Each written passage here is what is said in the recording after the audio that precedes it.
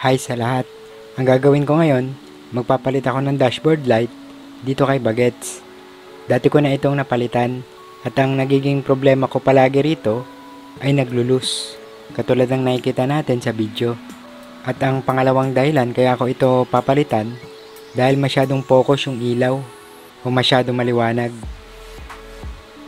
Then idagdag ko lang dito sa RPM, fuel at speed meter.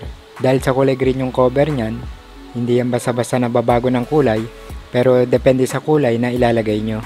Katulad nito, crystal blue yung ginamit ko na kulay sa RPM at sa speed meter. Pero kung mapapansin nyo, nangingibabaw pa rin yung kulay green. Pero dun sa may fuel meter, sinubukan ko lagyan ng kulay pink. Kumulay ito, pero kung mapapansin, hindi siya ganun kalinaw.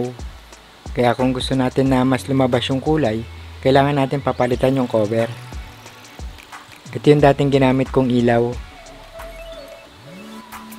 Okay naman ito at hindi naman ito mabilis mapundi. Kaso lang ang nagiging problema nito, kapag kinabit mo ito sa konektor, makalog ito. Dahilan kaya naglulus. So ito naman yung bagong ilaw na ipapalit. Kung mapapansin, mas makapal ito. Then wala rin itong polarity. Kahit pabaliktad yung kabit nyo, gagana pa rin. Ang kagandahan dito, kapag ikinabit mo ito sa konektor, talagang hapit na hapit o halos walang galaw.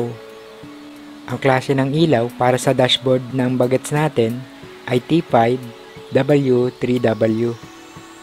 Sa pagbili naman nito, mag-open lang kayo ng kahit anong browser, then i-type nyo lang T5 space W3W space LED.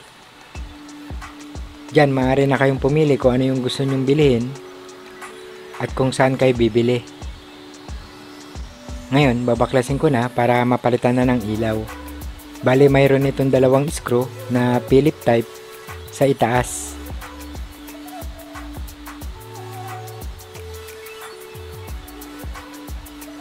Second, hilahin ng bahagya yung frame hanggang sa mag-release yung lock.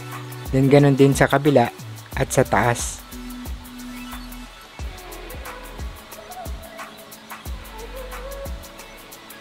Since magpapalit lang naman tayo ng ilaw, hindi na natin kailangan tanggalin yung switch dun sa trip.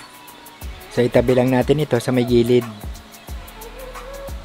Sunod, meron itong 4 na screw na 2 sa taas at 2 sa ibaba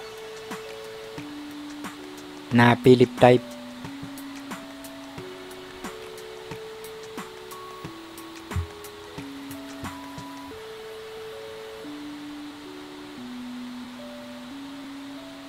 Hilahin ng bahagya yung dashboard para makita yung konektor.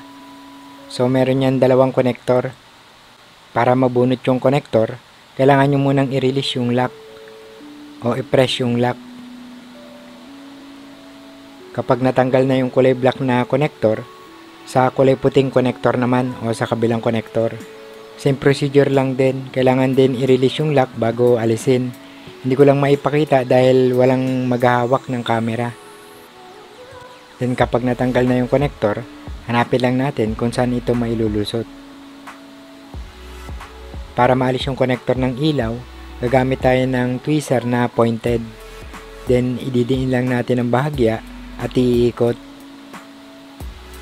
Then tanggalin yung lumang ilaw. Then ilagay yung bagong ilaw. At siguraduhin na nakasalpak itong mabuti. Then ibalik na ito sa dashboard. So kung paano natin tinanggal, ganun din yung pagkabit. Same procedure lang yan sa lahat. Hanggang sa mapalitan nyo na lahat yung gusto nyong palitan. Then ngayon, i-testing na. Sa pagbalik nito, ang una nating ikakabit na konektor, yung nasa kanan o yung kulay puting konektor.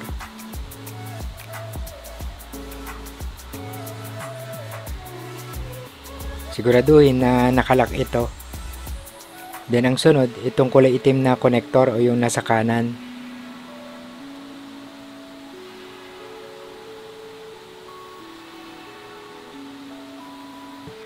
Then i-test mo na ito bago i-reassemble. So hanggang dito na lang muna itong video natin. At kung nakatulong o nagustuhan nyo itong video natin, huwag nyong kalimutan na mag-like, share, follow at subscribe sa ating Facebook at YouTube channel. Maaari din kayong mag-message or mag-comment para sa inyong mga katanungan at mga gustong sabihin. Pipilitin ko na sagutin lahat yan. So babush na at see you on my next DIY video.